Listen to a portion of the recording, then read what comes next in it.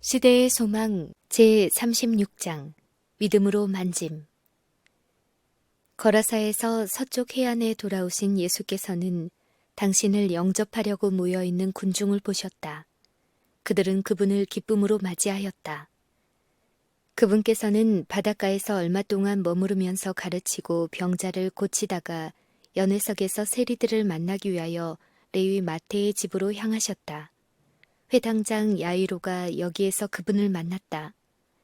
이 유다 장로는 심히 슬퍼하면서 예수께 나와 발 아래 엎드려 부르짖었다. 내 어린 딸이 죽게 되었사오니 오셔서 그 위에 손을 얹으사 그로 구원을 얻어 살게 하소서. 예수께서는 즉시 회당장과 함께 그의 집을 향해 출발하셨다. 제자들은 그분께서 긍휼을 베푸시는 일을 매우 많이 보았지만 오만한 랍비의 간언에 응하시는 것을 보고 놀랐다. 그러나 그들은 저희 줄을 따랐고 사람들도 열심과 기대를 가지고 뒤따랐다. 회당장의 집은 멀지 않았으나 군중이 사방에서 그분을 압박했기 때문에 예수님과 그분의 동료들은 천천히 발걸음을 옮겼다.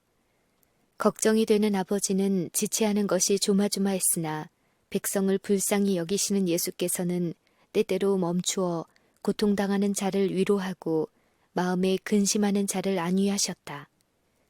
그들이 아직도 길을 가는 도중에 한 사자가 군중을 뚫고 나와서 야이로에게 그의 딸이 죽었다는 소식을 전하였으므로 이제 주께 더 염려를 끼쳐드릴 필요가 없게 되었다. 예수께서 그 말을 듣고 두려워 말고 믿기만 하라. 그리하면 딸이 구원을 얻으리라고 말씀하셨다. 야이로는 군중을 밀치고 구주 곁에 더 바싹 다가왔다. 그리고 그들은 함께 회당장의 집으로 급히 발걸음을 옮겼다.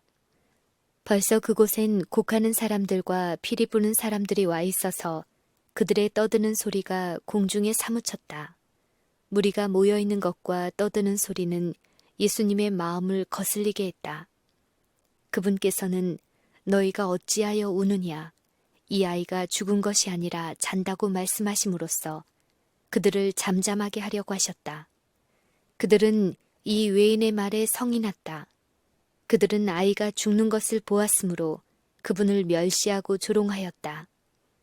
예수께서 그들을 모두 집에서 떠나도록 요구하신 후에 소녀의 아버지와 어머니 그리고 베드로, 야고보, 요한 등 세 제자를 데리고 시체가 있는 방으로 함께 들어가셨다.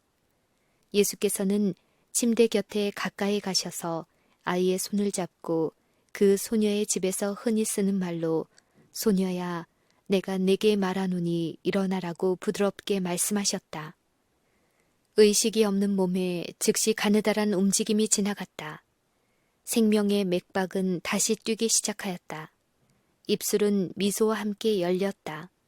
소녀는 마치 잠에서 깬 것처럼 눈을 크게 뜨고 자기 곁에 있는 사람들을 이상하다는 듯이 쳐다보았다. 소녀는 일어났다. 그의 부모는 팔로 딸을 꼭 껴안고 기쁨의 울음을 터뜨렸다. 예수께서는 야이로의 집으로 오는 도중에 12년 동안 질병 때문에 괴로운 생애를 살아온 불쌍한 여인을 군중 가운데서 만나셨다. 그 여자는 모든 재산을 치료하느라 의사에게 다 바쳤으나 불치라는 선고를 받았을 뿐이다. 그러나 그리스도께서 행하신 치료의 소식을 듣자 그 여자의 소망은 되살아났다. 그 여자는 그분께 갈 수만 있다면 고침을 받으리라고 확신하였다. 그 여자는 허약하고 괴로운 중에도 그분께서 가르치고 계시는 해변에 나와서 군중을 뚫고 들어가려고 노력하였으나 허사였다. 그 여자는 다시 레위 마태의 집에서 예수님을 따랐으나 여전히 그분께 가까이 나아갈 수 없었다. 그 여자가 거의 절망하게 되었을 때 그분께서는 무리를 해치고 그 여자가 있는 곳에 가까이 오셨다.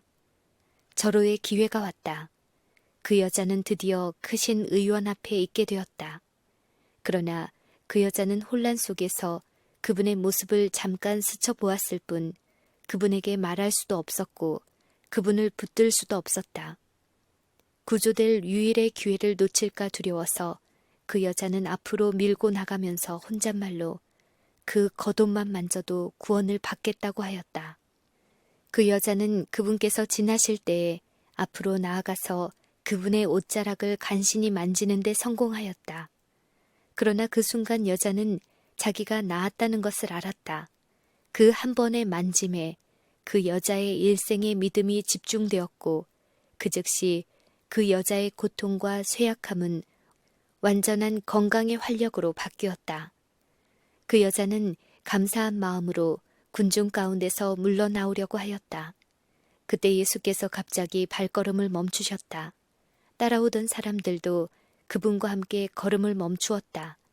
예수께서 몸을 돌이켜 주위를 둘러보면서 혼잡한 군중 속에서도 똑똑히 들리는 음성으로 내게 손을 댄 자가 누구냐라고 물으셨다. 사람들은 이 물음에 놀란 표정을 지었다. 사실 그분께서는 사방에서 난폭하게 떠밀리셨으므로 그렇게 질문하시는 것이 이상하게 보였다. 언제든지 말할 준비를 갖고 있던 베드로가 주여, 무리가 에워싸 미는 것을 보시며 누가 내게 손을 대었느냐 물으시나이까 하고 말하였다. 이에 예수께서는 내게 손을 댄 자가 있도다. 이는 내게서 능력이 나간 줄 알미로다 라고 말씀하셨다. 구주께서는 믿음으로 만지는 것과 무관심한 군중의 우연한 접촉을 구별하실 수 있었다. 이런 믿음을 아무런 언급 없이 그냥 지나쳐서는 안 될 것이었다. 예수께서는 그 미천한 여자에게 기쁨의 샘이 될 안위의 말씀, 세상 끝날까지 당신을 따르는 자들에게 축복이 될 말씀을 하기를 원하셨다. 예수께서는 여자를 바라보면서 누가 자기를 만졌는지 꼭 알려고 하셨다.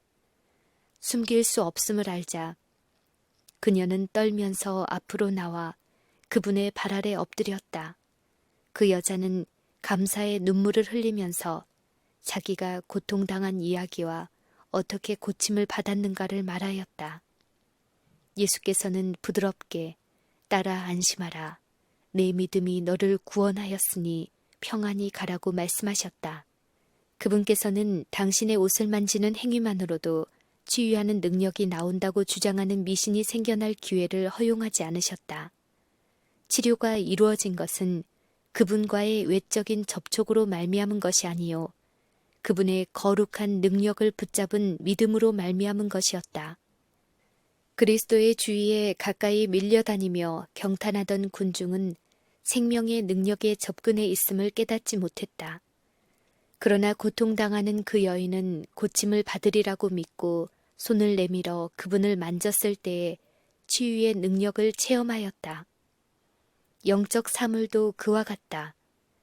신앙에 관하여 경박하게 말하거나 줄인 심령과 산 믿음 없이 기도하는 것은 아무런 소용이 없다. 그분을 단순히 세상의 구주로 받아들이는 명목상의 믿음은 결코 심령의 치유를 가져올 수 없다. 구원에 이르는 믿음은 진리에 대한 단순한 지적 동의가 아니라 온갖 것을 알기까지 믿음을 활용하지 않는 자는 하나님의 축복을 받을 수 없다. 그리스도에 관하여 믿는 것만으로는 충분하지 않다. 우리는 그리스도를 참으로 믿어야 한다. 우리에게 유익을 주는 유일한 믿음은 곧 그리스도를 개인의 구주로 믿는 것, 곧 그리스도의 공로를 우리들 자신의 것으로 삼는 믿음이다. 많은 사람들은 믿음을 한 의견으로 여긴다. 구원하는 믿음은 그리스도를 받아들이는 자들이 언약 관계를 통하여 자신들을 하나님과 결합시키는 거래이다. 진정한 믿음은 생명이다. 산 믿음은 활력의 증가, 의지하는 신뢰를 의미하며 그것으로 말미암아 영혼은 정복하는 능력자가 된다. 여인을 고치신 후에 예수께서는 그 여인이 자신이 받은 축복을 고백하기를 원하셨다. 복음이 가져다 주는 선물은 몰래 보존하거나 은밀히 즐겨서는 안 된다.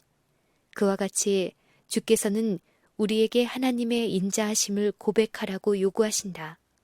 너희는 나의 증인이요 나는 하나님이라 여호와의 말이니라. 그분의 미쁘심을 우리가 선전하는 것은 그리스도를 세상에 나타내기 위해 하늘이 선택한 수단이다. 우리는 옛날의 성인들을 통하여 알려진 하나님의 은혜를 고백해야 한다. 그러나 가장 효력이 있는 것은 우리 자신의 경험에 대한 증언이다. 우리 자신 속에 있는 하늘의 능력의 역사를 드러내는 하나님의 증인들이다. 각 개인은 모든 다른 사람들과는 구별되는 생애를 살며 본질적으로 그들과는 다른 경험을 하고 있다. 하나님께서는 우리 자신의 개성으로 특징 지어진 찬송을 당신께 상달시키기를 원하신다. 그리스도와 같은 생애가 밑받침이 될 때에 하나님의 은혜의 영광을 찬송하는 귀중한 고백은 영혼의 구원을 위하여 역사하는 강력한 능력이 된다. 10명의 문둥병자가 고침을 받기 위하여 예수께 나왔을 때 그분께서는 가서 몸을 제사장에게 보이라고 명령하셨다. 그들은 가는 도중에 고침을 받았으나 그 중에 오직 한 사람만 돌아와서 그분께 영광을 돌렸다. 다른 문둥병자들은 그들을 낫게 하여 주신 그분을 잊어버리고 저희 갈 길을 가버렸다. 얼마나 많은 사람들이 아직도 이와 똑같은 일을 행하고 있는가. 주께서는 인류에게 유익을 끼치기 위하여 끊임없이 일하신다. 그분은 늘 당신의 은사를 제공하고 계신다. 그분은 병상에서 신음하는 병자를 일으키며 그들이 보지 못하는 위험에서 사람들을 구하고 하늘의 천사들에게는 저들을 재난에서 건지고 흑암 중에 행하는 연병과 백주에 황폐케 하는 파멸에서 보호하라고 분부하시건만 저들의 마음은 감명을 받지 않는다. 그분께서는 그들을 구원하기 위하여 하늘의 모든 부요를 주셨건만 그들은 그분의 크신 사랑에 무관심하다.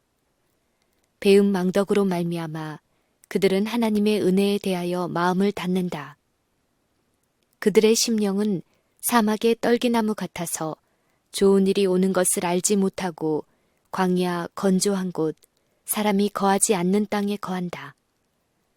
하나님의 모든 선물을 우리 기억에 생생하게 보존하는 것은 우리 자신에게 유익이 된다. 그리하여 믿음은 더욱더 많이 요구하고 받아들이도록 강화된다.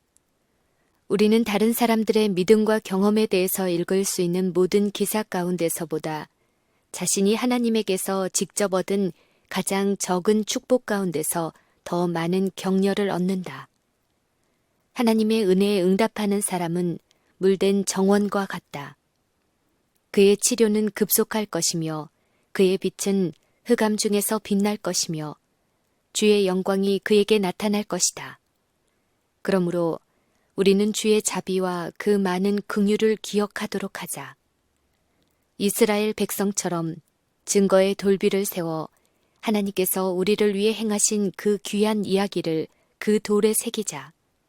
그리하여 주께서 우리의 순례길에서 우리를 취급하신 일들을 돌아보고 감사함이 충만한 마음으로 여호와께서 내게 주신 모든 은혜를 무엇으로 보답할꼬 내가 구원의 잔을 들고 여호와의 이름을 부르며 여호와의 모든 백성 앞에서 나의 서원을 여호와께 갚으리로다 라고 말하자.